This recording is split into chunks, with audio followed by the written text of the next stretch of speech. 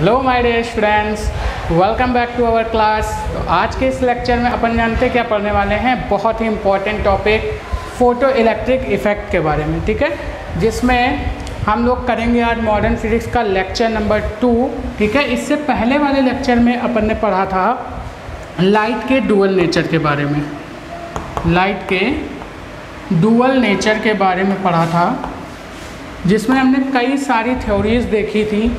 सबसे पहले आई थी न्यूटन की कॉर्पस्क्यूलर थ्योरी, कॉर्पस्क्यूलर थ्योरी आई थी,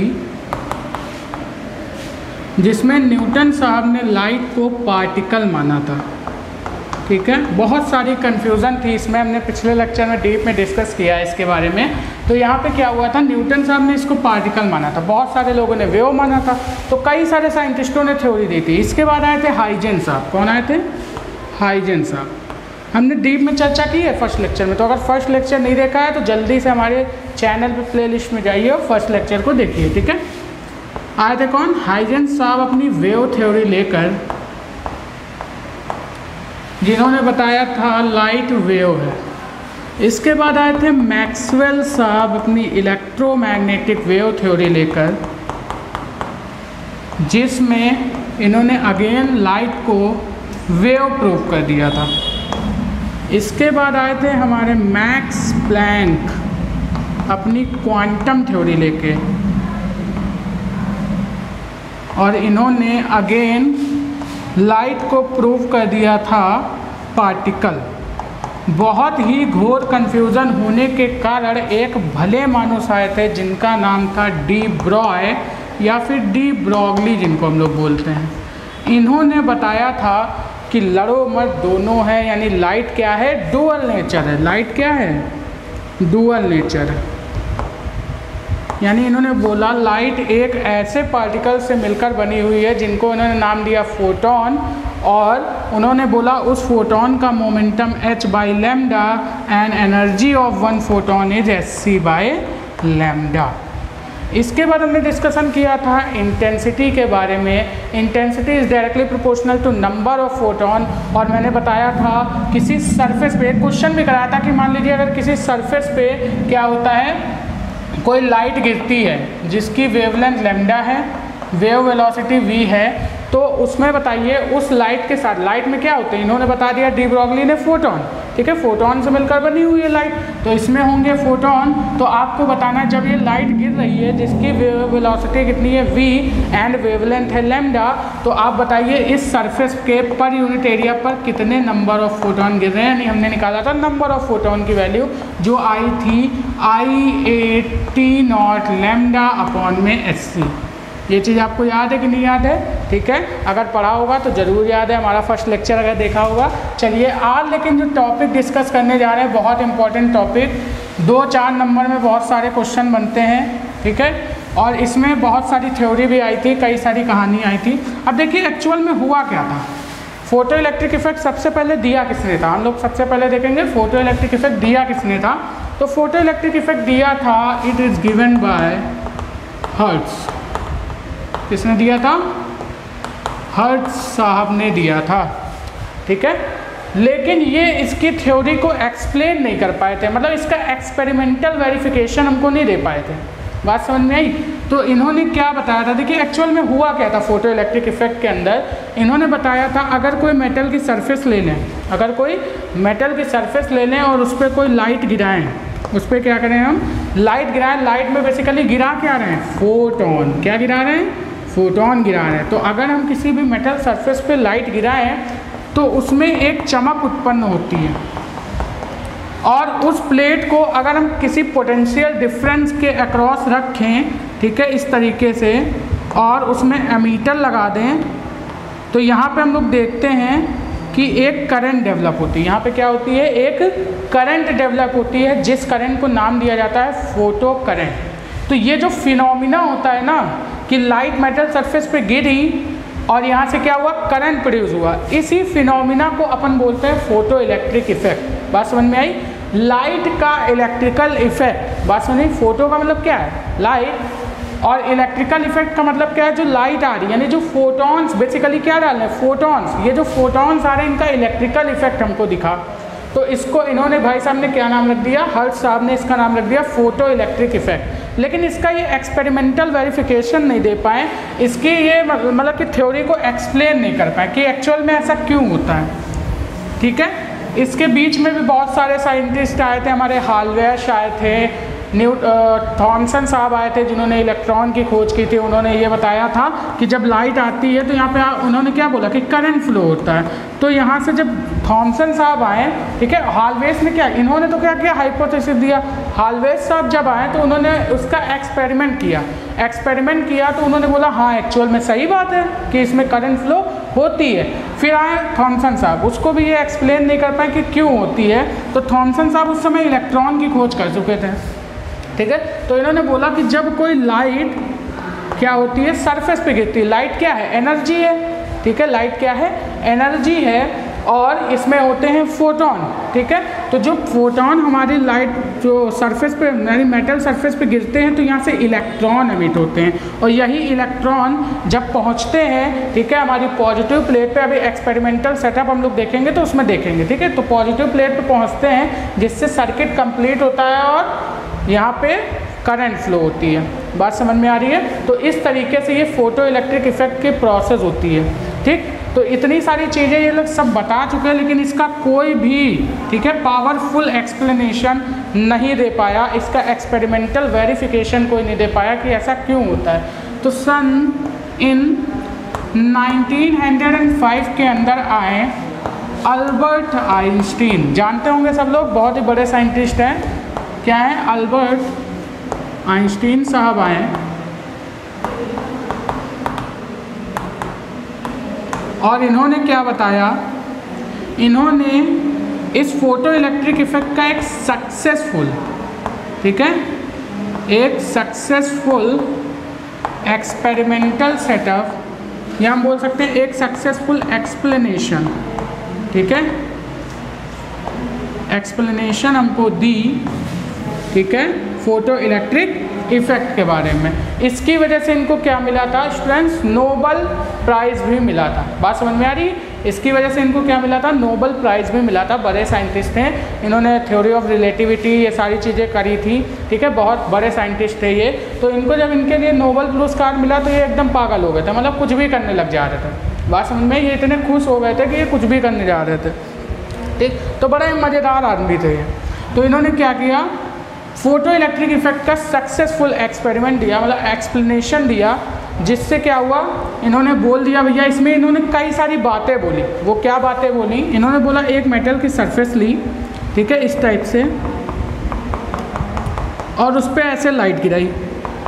ठीक, फिर उन्होंने सेम मेटल की सरफेस ली, मतलब कि ये जो मेटल सरफेस है इसी टाइप की मेटल सरफेस है, यहाँ भी ली सेम मेटल की सरफेस, और उस पर भी लाइट गिराई। लेकिन यहाँ पे जो लाइट गिराई इसकी फ्रिक्वेंसी उन्होंने चेंज कर दी, यानी यहाँ पे हमने क्या ले लिया, फ्रिक्वेंसी f1, और यहाँ पे हमने ले लिया फ्रिक्वेंसी f2। अब उन्होंने ये एक्सपेरिमेंट में क्या देखा, उन्होंने इस एक्सपेरिमेंट में ये देखा कि ये वाली लाइट जब इसी मेटल सरफेस पे, यानी सेम मेटल सरफेस, ये सरफेस कैसा है, सेम मेटल का है, ठीक है, तो जब सेम मेटल के सरफेस पे इन्होंने लाइट गिराई तो क्या हुआ, यहाँ पे तो कोई चमक उत्पन्न नहीं हुई, यानी कोई भी सिंटिलेशन नहीं हुआ, यानी कि यहाँ से इलेक्ट्रॉन एमिट नहीं हुआ। ठीक, लेकिन जब यहाँ पे इन्होंने देखा तो यहाँ पे क्या हुआ, इलेक्ट्रॉन एमिट हुआ, यानी यहाँ पे इलेक्ट्रॉन एमिट नहीं हुआ, यानी एमीटर की रीडिंग क्या रही, 0। जब पोटेंशियल डिफरेंस के अक्रॉस लगाया गया, अमीटर लगाया गया, तो यहाँ पे क्या देखा गया, अमीटर में रीडिंग क्या आ रही है, 0। लेकिन यहाँ पे क्या आ रहा था, अमीटर में रीडिंग आ रही थी, यानी इलेक्ट्रॉन एमिट हुआ। इसमें इलेक्ट्रॉन एमिट नहीं हुआ, लेकिन इसमें एमिट हुआ कैसे, मेटल सरफेस तो सेम है, तो जो डिफरेंस आया ना, इसमें डिफरेंस आ गया ना, तो जो डिफरेंस आया वो डिफरेंस किसकी वजह से आया, इनकी फ्रिक्वेंसीज की वजह से आया।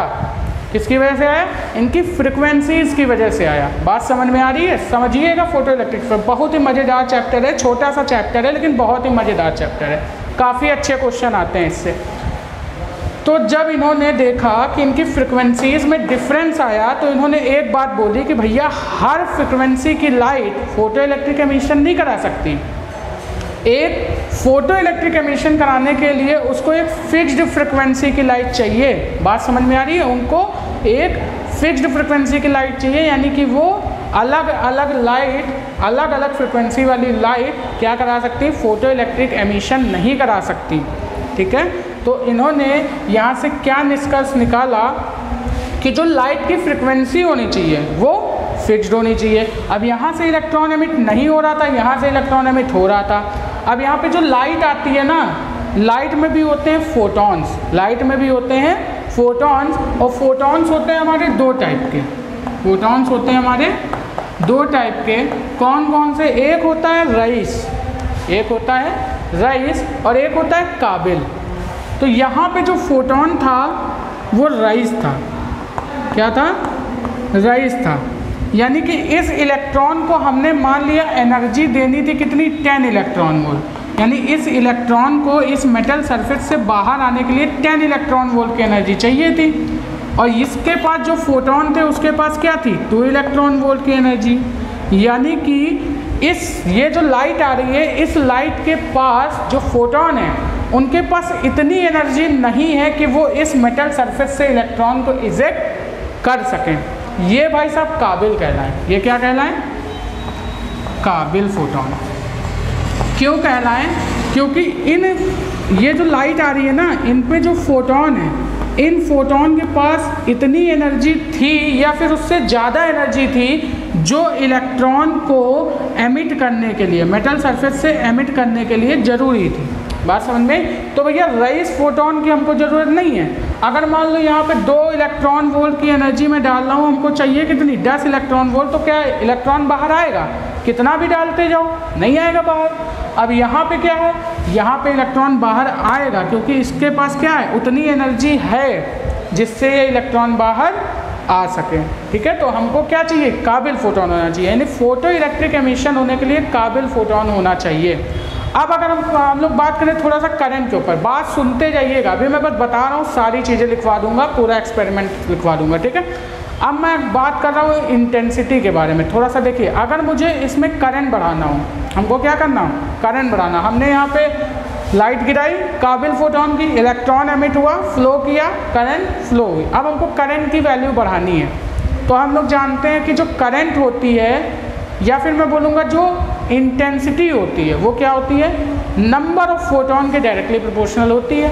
जानते हैं ये बात, हमने अपने पिछले लेक्चर में बताया था कि जो इंटेंसिटी होती है वो डायरेक्टली प्रोपोर्शनल होती है नंबर ऑफ फोटॉन के।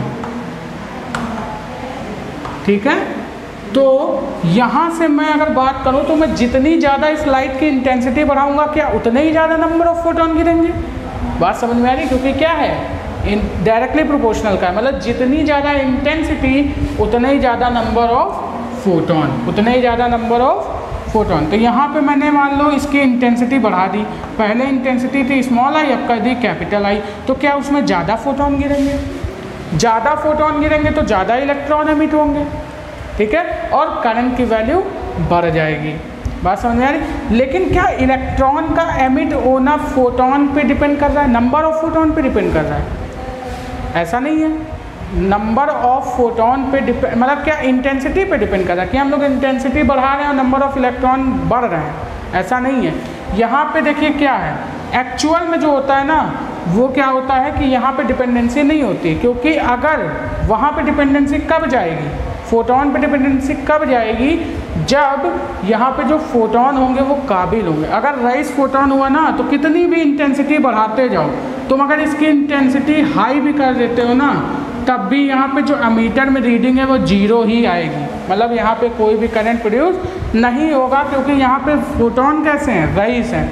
मैं यही चीज़ समझाना चाह रहा हूँ आपको कि जो फोटॉन होने चाहिए उनके पास कम से कम इतनी एनर्जी होनी चाहिए, यानी काबिल फोटॉन होने चाहिए, उनके पास इतनी एनर्जी होनी चाहिए कि ये इलेक्ट्रॉन को एमिट करने के लिए ज़रूरी हो। बात समझ में आ रही? अब यहाँ पे इनको 2 इलेक्ट्रॉन वोल्ट के फोटॉन है, चाहिए 10 इलेक्ट्रॉन वोल्ट। अब तुम इसमें 50,000 भी फोटॉन डाल दोगे ना, तब भी यहाँ पे कोई भी एमिशन होने वाला नहीं है, क्योंकि यहाँ पे एक कंडीशन होती है। कंडीशन क्या होती है कि 1 electron can interact with one photon, यानी एक इलेक्ट्रॉन एक ही फोटोन से इंटरेक्ट करेगा। ऐसा नहीं है कि इस इलेक्ट्रॉन को अगर 10 इलेक्ट्रॉन वोल्ट चाहिए, हमने 2 के 5 डाल दिए और बोला कि भैया आपस में कंबाइन हो जाओ और उस इलेक्ट्रॉन को निकाल के ले आओ, ऐसा नहीं होता। बात समझ में आई? एक इलेक्ट्रॉन एक ही फोटोन से इजेक्ट होता है। ये सारे रूल हैं फोटो इलेक्ट्रिक इफेक्ट के, जो मैं अभी लिखवाऊंगा, ठीक है। तो फोटो इलेक्ट्रिक एमिशन होने के लिए फर्स्ट कंडीशन मैंने क्या बताई, फ्रीक्वेंसी सफिशिएंट होनी चाहिए। फ्रीक्वेंसी क्या होनी चाहिए? सफिशिएंट होनी चाहिए। यानी कि अगर मैं बोलूँ यहाँ पर एक चीज़ आपको, तो मैं अभी समझाता हूँ आपको, इसको थोड़ा सा रफ कर रहा हूँ, ठीक है। तो मैंने बताया फ्रीक्वेंसी क्या होनी चाहिए, सफिशिएंट होनी चाहिए। तो ये अगर मेटल सरफेस है और यहाँ से अगर इलेक्ट्रॉन, हमको क्या करवाना है, फोटो इलेक्ट्रिक एमिशन करवाना है, यानी यहाँ से इलेक्ट्रॉन इजेक्ट करवाना है, फोटो इलेक्ट्रिक इफेक्ट करवाना है, इलेक्ट्रॉन को क्या करवाना है, इजेक्ट करवाना है। तो इसकी जो फ्रीक्वेंसी होनी चाहिए वो सफिशिएंट होनी चाहिए। तो वो मिनिमम एनर्जी जो इस इलेक्ट्रॉन को उसके मेटल सरफेस से क्या कर दे, इजेक्ट कर दे, वो एनर्जी हमारी क्या होती है, h0 होती है। नहीं समझे? अरे भाई अगर इस लाइट के कारण क्या हो रहा है, अगर फोटोन गिर रहे हैं और वहाँ से इलेक्ट्रॉन क्या हो रहा है, एमिट हो रहा है। बात समझ में आ रही? अगर इलेक्ट्रॉन एमिट हो रहा है यानी कि ये फोटोन क्या कर रहा है, एनर्जी कैरी कर रहा है, और वो एनर्जी, मिनिमम एनर्जी कितनी कैरी करता है, h0। ये तो हमको पहले से ही पता है। लेकिन जितनी एनर्जी, वो मिनिमम एनर्जी जो किसी इलेक्ट्रॉन को मेटल सरफेस से बाहर आने के लिए चाहिए होती है, उस मिनिमम एनर्जी को हम लोग बोलेंगे h0, या फिर इसी को हम लोग क्या लिख सकते हैं, hc/λ0, जहाँ पर μ0 क्या होती है, threshold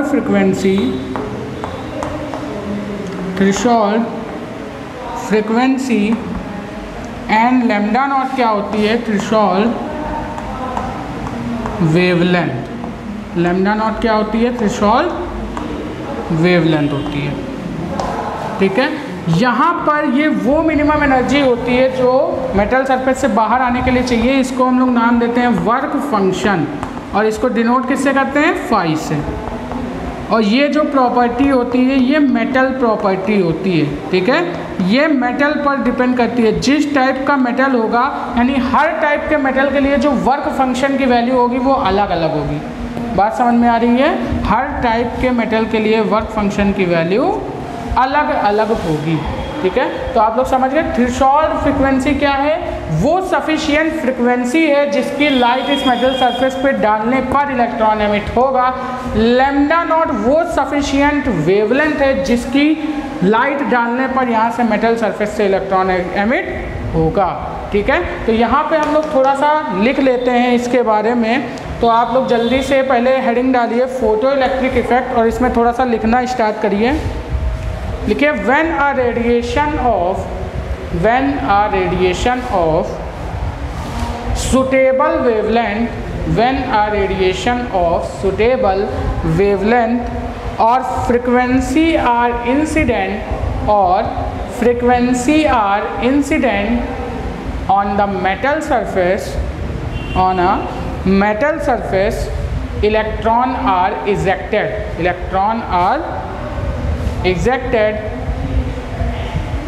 This phenomena is known as photoelectric effect.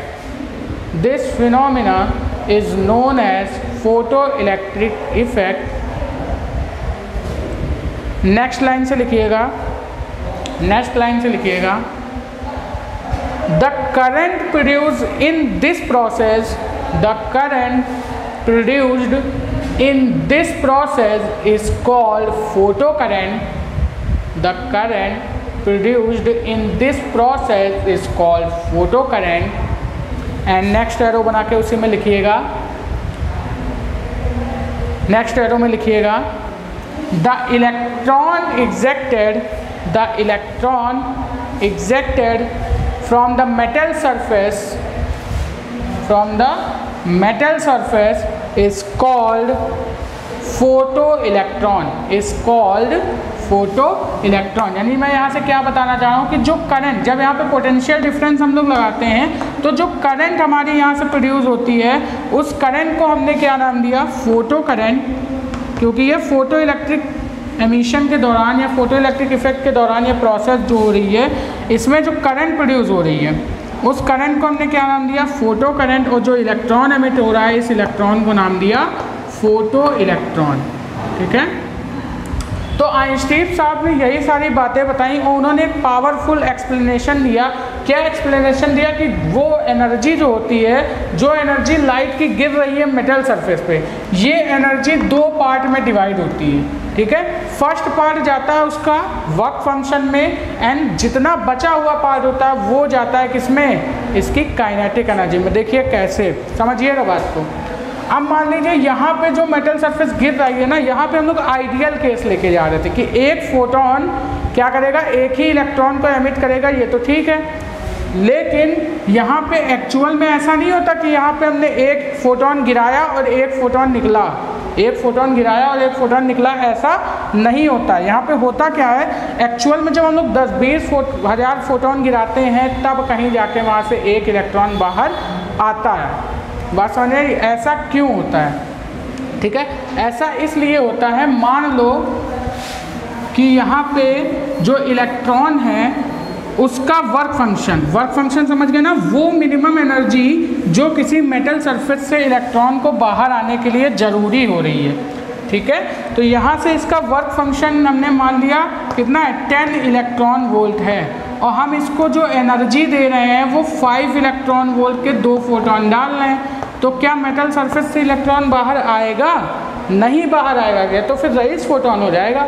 हमको चाहिए क्या, काबिल फोटोन। तो काबिल फोटोन में भी जो हमको एनर्जी चाहिए, क्या 10 इलेक्ट्रॉन वोल्ट भी अगर हम इसको एनर्जी दे देते हैं तो क्या ये बाहर आएगा? आइडियल केस में तो बाहर आने के लिए तैयार होगा, लेकिन एक्चुअली में बाहर नहीं आता है। क्यों जानते हो? क्योंकि 10 इलेक्ट्रॉन वोल्ट एनर्जी पे इसको बाहर आना था, लेकिन भैया एटम के अंदर और भी तो सारे इलेक्ट्रॉन होते हैं, बहुत सारी चीज़ें होती हैं। तो भैया इसको अगर बाहर आना है तो ये बाहर आने के लिए क्या कहेगा, बोलेगा हमको इतनी एनर्जी मिली है, मैं जा रहा हूँ। अपने साथियों से बोलेगा कि नहीं भाई मैं जा रहा हूँ, क्योंकि ये क्लोजली बाउंडेड होते हैं ना एक दूसरे से। ऊपर से एटम के न्यूक्लियस का अट्रैक्शन फोर्स होता है, तो आने के लिए जब इसके ऊपर एनर्जी डालेंगे तो ये भैया आगे पीछे बोलेगा कि तो मैं जा रहा हूँ भाई, अगर मुझे रोक सको तो रोक लो। तो उसके लिए ये क्या करेगा, जब और सारे इलेक्ट्रॉन होंगे एटम से तो उनसे टकराएगा और टकरा कर अपनी एनर्जी का लॉस करेगा। तो अगर हम उसको 10 इलेक्ट्रॉन वोल्ट की एनर्जी देते हैं, इसकी रिक्वायरमेंट कितनी थी, 10 की, और हमने 10 इलेक्ट्रॉन वोल्ट की एनर्जी इसको दे दी, तो यहाँ पर इसने क्या किया, जब एटम से टकराया तो इसने अपनी एनर्जी का लॉस कर दिया और हमने मान लिया इसको ज़रूरत कितनी पड़ गई, 10.1 इलेक्ट्रॉन वोल्ट की। यानी इसने क्या किया, कुछ एनर्जी का लॉस कर दिया अपने मॉलिक्यूल से टकरा कर बाहर निकलने में। जो इसके पास इलेक्ट्रॉन थे आसपास, उससे टकरा कर बाहर निकलने में इसने क्या किया, अपनी कुछ एनर्जी को लॉस कर दिया और इसकी रिक्वायरमेंट होगी कितनी, 10.1 इलेक्ट्रॉन वोल्ट की। अब क्या ये बाहर आएगा? नहीं आएगा ना, क्योंकि इसकी रिक्वायरमेंट कितनी होगी, 10.1 इलेक्ट्रॉन वोल्ट की। मेरा कहने का मतलब क्या था, मेरा कहने का मतलब बस इतना था कि जो एनर्जी है, ठीक है, जो एनर्जी होनी चाहिए वो क्या होनी चाहिए, वर्क फंक्शन से ज़्यादा होनी चाहिए। यानी जो एनर्जी मेटल सरफेस पे हम लोग गिरा रहे हैं किसी इलेक्ट्रॉन को एमिट करने के लिए, वो ज़्यादा होनी चाहिए किससे, वर्क फंक्शन से। Energy of light is greater than work function. ठीक है, बात समझ में आती है? यानी कि इसके लिए दो कंडीशन भी आती है। कंडीशन क्या है, कंडीशन ध्यान से सुनिएगा। यहाँ पे जो photo electric emission, condition for PEE यानी फोटो इलेक्ट्रिक एमिशन के लिए जो कंडीशन है, फर्स्ट कंडीशन क्या है कि जो न्यू नॉट है, जो न्यू नॉट है वो क्या होती है, वो मिनिमम फ्रिक्वेंसी होती है ना। यानी जो फ्रिक्वेंसी, जिस फ्रिक्वेंसी की लाइट हम लोग इस पर डालेंगे उस फ्रिक्वेंसी की वैल्यू ग्रेटर देन होनी चाहिए थ्रेशोल्ड फ्रिक्वेंसी से। ये फर्स्ट कंडीशन है फोटो इलेक्ट्रिक एमिशन की। सेकंड कंडीशन क्या है, जिस वेवलेंथ की लाइट हम लोग इस मेटल सरफेस पे डालेंगे वो वेवलेंथ कम होनी चाहिए लैम्डा नॉट से। This is most important condition of perform photo electric effect. बात समझ में आ रही है? तो ये कंडीशन आपकी फुलफिल होगी तभी फोटो इलेक्ट्रिक एमिशन होगा, अदरवाइज नहीं होगा। और जो वर्क फंक्शन की वैल्यू होनी चाहिए एक्चुअली में जो एनर्जी में गिरा रहा हूँ उससे कम होनी चाहिए, या फिर मैं बोलूँगा कि जो वर्क फंक्शन है, ठीक है, एनर्जी जो मैं गिरा रहा हूँ उसकी वैल्यू वर्क फंक्शन से क्या होनी चाहिए, ज़्यादा होनी चाहिए, तभी यहाँ पे एक्चुअल में इलेक्ट्रॉन एमिट होगा, नहीं तो नहीं होगा। अगर मैं कम एनर्जी देता हूँ तो वो क्या करेगा, सारी एनर्जी को बाईपास कर देगा, ठीक है, बाईपास इधर उधर सब बेकार कर देगा। वो बोलेगा भैया अगर हमको यहाँ से एमिट कराना है तुमको तो या तो मुझे सफिशिएंट इतनी एनर्जी दो या फिर उससे ज़्यादा एनर्जी दो, यानी वर्क फंक्शन से ज़्यादा एनर्जी अगर दोगे तभी मैं बाहर आ पाऊँगा, अदरवाइज बाहर नहीं आ पाऊँगा। इसी वजह से एक्चुअल में क्या होता है ना, यहाँ से एक फोटोन डालने पर ही इलेक्ट्रॉन एमिट नहीं होता। बात समझ आई? यहाँ पे हमको जो फोटोन डालना पड़ता है वो क्या डालना पड़ता है, जो उसकी एनर्जी रिक्वायर्ड है उससे ज़्यादा एनर्जी का फोटोन डालना पड़ता है। बात समझ में? और एक इलेक्ट्रॉन हमेशा एक ही फोटोन से इंटरेक्ट करेगा।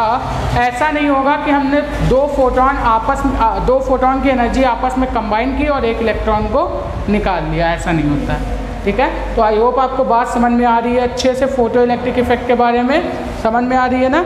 तो यहाँ पे अगर आप लोग एग्जांपल लिखना चाहें फोटो इलेक्ट्रिक इफेक्ट में तो देखिए कई टाइप की लाइट भी होती हैं, हर तरीके की लाइट फोटो इलेक्ट्रिक एमिशन नहीं करवा सकती, और वो भी डिपेंड करती है किस पे, वर्क फंक्शन पे या फिर हमारे मेटल सरफेस पे। जैसे अगर हम लोग फॉर एग्जांपल अगर हम लोग बात करें, कुछ हमारे एग्जांपल दिए हुए हैं, जैसे लिथियम हुआ, तो और हमारा सोडियम हुआ, पोटेशियम हुआ, रुबिडियम हुआ, इस टाइप्स के जो मेटल्स होते हैं, ठीक है, इनमें क्या होता है, हम लोग विजिबल लाइट अगर डाल देते हैं, यानी कि जो हमारी लाइट है, ये जो लाइट हमारी नॉर्मल लाइट है, इन पे भी क्या हो जाता है, फोटो इलेक्ट्रिक एमिशन हो जाता है। यानी विजिबल लाइट से कितनी इसकी वेवलेंथ होती है, 4000 एंगस्ट्रॉम टू 7000 एंगस्ट्रॉम, इतनी वेवलेंथ की लाइट पे भी क्या हो जाता है, अगर ये मेटल सरफेस हैं, अगर ये सारे मेटल सरफेस हैं तो क्या होता है, विजिबल लाइट ही फोटो इलेक्ट्रिक एमिशन करवा देती है। यही मैं बोल रहा हूँ कि मेटल सरफेस पे भी डिपेंडेंसी जाती है। बात समझ में आ रही? तो तभी हम लोग किस टाइप की लाइट लेंगे। अब देखिए अगर मैं यहाँ पे बात कर लेता हूँ, कुछ मेटल सरफेस हमको और दिए हुए हैं, जैसे जिंक दिया हुआ है, कैडमियम दिया हुआ है, मैग्नीशियम दिया हुआ है, तो इस टाइप के मेटल सरफेस है ना, अगर हम लोग विजिबल लाइट गिरा रहे हैं तो फोटो इलेक्ट्रिक एमिशन नहीं होगा। यहाँ पे हमको जो लाइट गिरानी पड़ेगी ये यूवी रेज गिरानी पड़ेंगी, कैसी, अल्ट्रा वायलेट रेज गिरानी पड़ेंगी, तब यहाँ पे क्या होगा, फोटो इलेक्ट्रिक एमिशन की प्रोसेस कंप्लीट होगी, ठीक है। तो आपको समझ में आ गया ना फोटो इलेक्ट्रिक एमिशन की प्रोसेस क्या है। जब किसी मेटल सरफेस पे कोई लाइट गिरती है तो वहाँ से क्या होता है, इलेक्ट्रॉन एमिट होता है और करंट प्रोड्यूस होता है, ठीक है। उस करंट की वजह से जो प्रोसेस यहाँ पे डेवलप होती है उस प्रोसेस का नाम है फोटो इलेक्ट्रिक इफेक्ट। वहाँ से जो करंट डेवलप होती है इस प्रोसेस में उसको नाम देते हैं फोटो करंट, और जो इलेक्ट्रॉन एमिट होता है उसको नाम देते हैं फोटो इलेक्ट्रॉन। फोटो इलेक्ट्रिक की कंडीशन कब फॉलो होगी, जब यहाँ पर जो फ्रिक्वेंसी है वो ग्रेटर होनी चाहिए हमारी थ्रेशोल्ड फ्रिक्वेंसी से, और जो वेवलेंथ है वो लेस देन होनी चाहिए हमारी थ्रेशोल्ड वेवलेंथ से, ठीक है। जो वर्क फंक्शन है, ठीक है, वर्क फंक्शन है, और जो हमारी एनर्जी, जो हम लाइट की एनर्जी गिरा रहे हैं उसकी वैल्यू बड़ी होनी चाहिए वर्क फंक्शन, तब फोटो इलेक्ट्रिक एमिशन होगा। और मेटल सरफेस की भी डिपेंडेंसी जाती है कि किस टाइप की लाइट हम लोग डालेंगे, जैसा कि आप लोग एग्जाम्पल से देख पा रहे हैं, ठीक है। अब आप लोग कुछ पॉइंट लिखिए इसमें जल्दी से, ठीक है। सबसे पहले मैंने जो पहले डायग्राम बनाया था वो डायग्राम बना देता हूँ, तो वो डायग्राम सबसे पहले लिख लीजिए और वहाँ पे पॉइंट लिख लीजिए फोटो इलेक्ट्रिक एमिशन में। It is given by hertz, लिख लीजिए, it is given by hertz and it is given by hertz but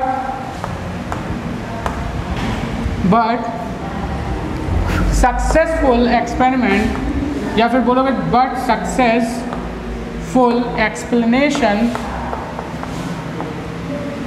explanation of PEE is was given by Einstein,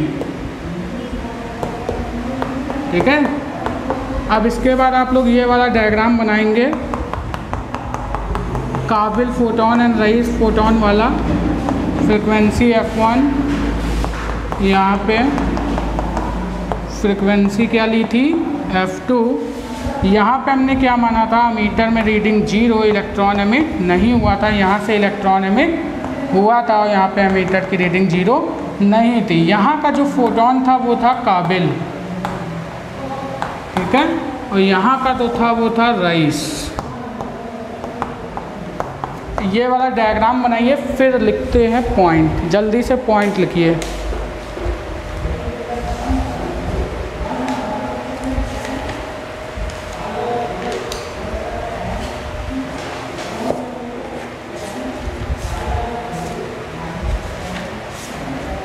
बन गया डायग्राम।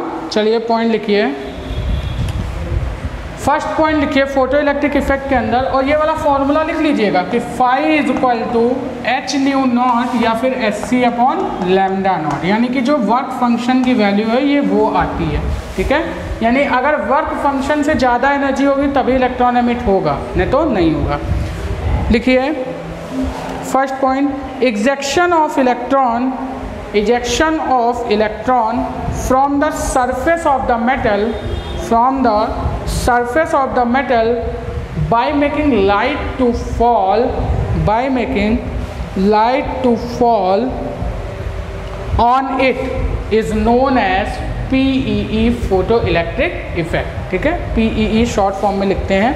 नेक्स्ट पॉइंट लिखिए, the light should have certain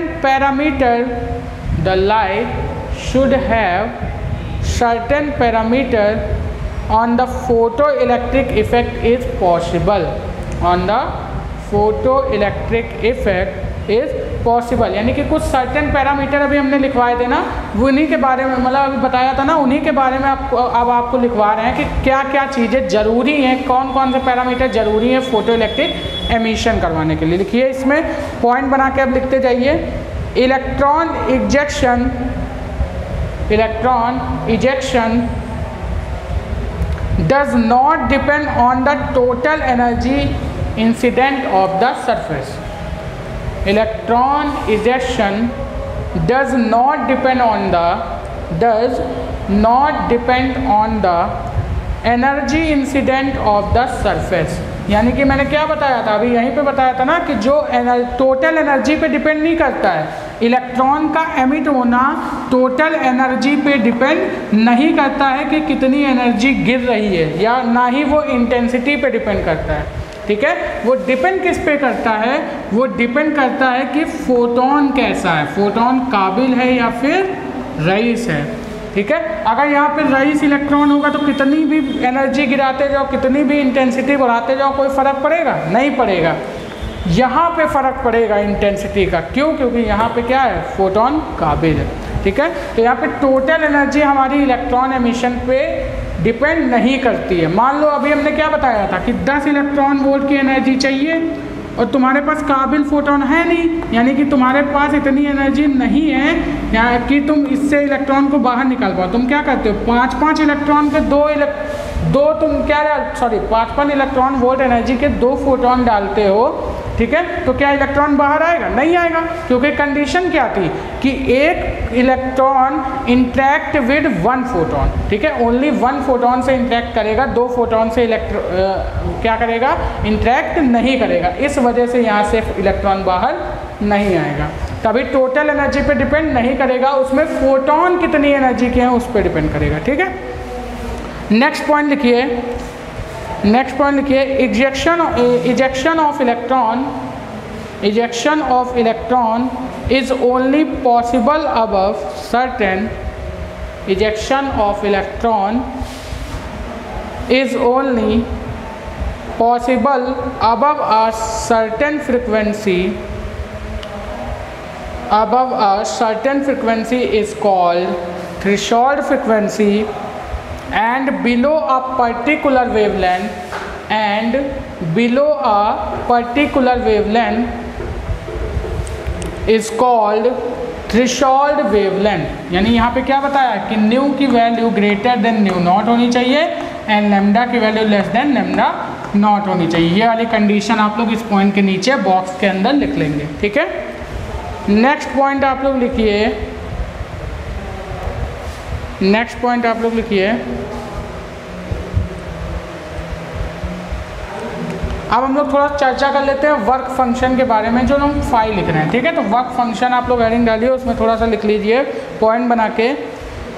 in the above point work function is defined, in the above point work function is defined as the minimum amount of energy, the minimum amount of energy of a photon, of a photon required to eject an electron, eject an electron from the metal surface। यानी कि इसने क्या बोला, वो minimum energy है ये जिससे क्या होगा, जिसकी लाइट गिराने पर क्या होगा, इलेक्ट्रॉन मेटल सरफेस से बाहर आएगा, ठीक है। फोटोन की ये मिनिमम एनर्जी है जिससे इलेक्ट्रॉन क्या होगा, मेटल सरफेस से बाहर आएगा। नेक्स्ट पॉइंट लिखिए एरो बना के, ejection of electron, ejection of electron solely depends on energy of one photon, on energy of one photon। यानी कि हमने क्या बोला कि जो इलेक्ट्रॉन का इजेक्शन है, ठीक है, उसके लिए जो फोटोन की एनर्जी होनी चाहिए। यहाँ पे क्या बोल रहा है कि जो इलेक्ट्रॉन का एमिशन है वो फोटोन के वन फोटोन की एनर्जी पे डिपेंड करता है, ना कि 5 फोटोन की एनर्जी पे। अगर 5 फोटोन हमने डाले 5 इलेक्ट्रॉन वोल्ट के आएगा बाहर, नहीं आएगा। 1 फोटोन अगर डालेंगे 10 इलेक्ट्रॉन वोल्ट का तब बाहर आ सकता है, लेकिन 5 पे नहीं आएगा बाहर भाई। 5 अगर डालते हो, 5 अगर 2 फोटोन डालते हो 5 इलेक्ट्रॉन के तो बाहर नहीं आएगा, एक ही डालोगे तो आएगा, क्योंकि एक इलेक्ट्रॉन इंटरेक्ट विद 1 फोटोन, ठीक है। नेक्स्ट पॉइंट समझ में आ रही, मज़ा आ रहा है इस वीडियो में? मज़ा आ रहा तो लाइक ज़रूर करना भाई, लाइक करना, वीडियो को शेयर करना, नए हो तो चैनल को सब्सक्राइब करना, ठीक है, ताकि नोटिफिकेशन सबसे पहले मिले और जल्दी से आप हमारे ये सारी मॉडर्न फिजिक्स जो मैं पढ़ा रहा हूँ इसका मज़ा ले सकें, ठीक है, अच्छे से क्वेश्चन सॉल्व कर सकें जल्दी से। नेक्स्ट पॉइंट लिखिए, total number of electron, total number of electron coming out from the surface, total number of electron coming out from the surface depend on the total intensity, depend on the total intensity falling on the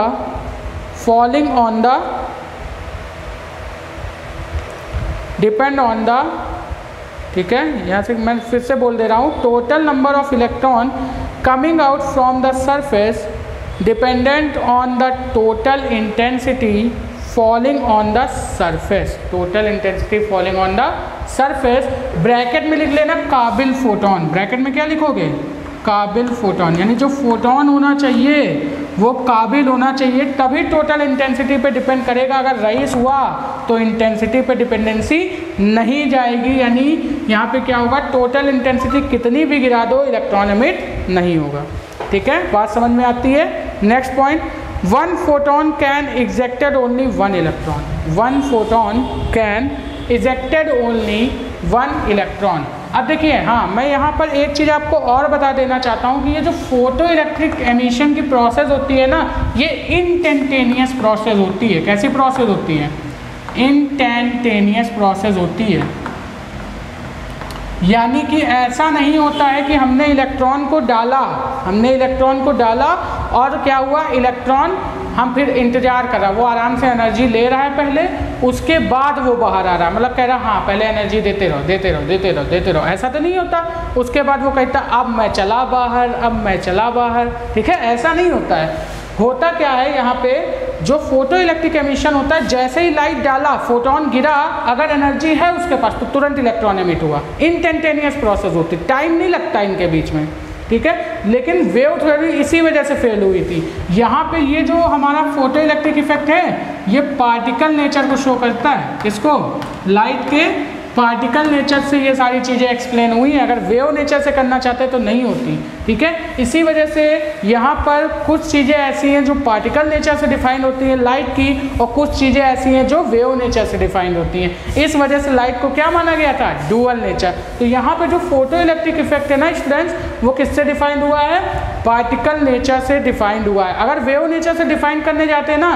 तो यहाँ पे बहुत सारी problem आ रही थी, क्योंकि ये कैसी प्रोसेस थी, इंस्टेंटेनियस प्रोसेस थी, एनर्जी कंजर्वेशन पे बेस्ड थी, तो ये इंस्टेंटेनियस प्रोसेस थी। लेकिन अगर मैं वेव थ्योरी देखता ना तो वेव थ्योरी के अकॉर्डिंग यहाँ पे क्या बोला गया था कि इनके बीच में जब फोटोन गिरता और इलेक्ट्रॉन एमिट होता तो इनके बीच में कुछ टाइम लगता, मतलब कि पहले इलेक्ट्रॉन एनर्जी लेता उसके बाद वो बाहर आता, लेकिन एक्चुअल में ऐसा नहीं होता है। जैसे ही इलेक्ट्रॉन गिरा, जैसे ही फोटोन गिरा वैसे इलेक्ट्रॉन बाहर आया, ठीक है। तो वेव थ्योरी क्यों फेल हुई थी इस चैप्टर को लेकर, इसको हम वेव थ्योरी से क्यों नहीं एक्सप्लेन कर पाते हैं, ये सारी चीज़ें हम लोग करेंगे अपने नेक्स्ट क्लास में। और आइंस्टीन की इक्वेशन देखेंगे कि आइंस्टीन ने क्या सक्सेसफुल एक्सपेरिमेंट दिया था, क्या इक्वेशन दी थी स्टूडेंट्स, ठीक है। तो आज के लिए बस इतना ही रहने देते हैं। आई होप आपको सारे कॉन्सेप्ट अच्छे से समझ में आए होंगे, ठीक है। तो अगर वीडियो अच्छी लगी हो तो इसको लाइक कीजिएगा, अपने दोस्तों में शेयर कीजिएगा, ठीक है। बाकी मिलेंगे नेक्स्ट लेक्चर में, तब तक के लिए बेस्ट ऑफ लक।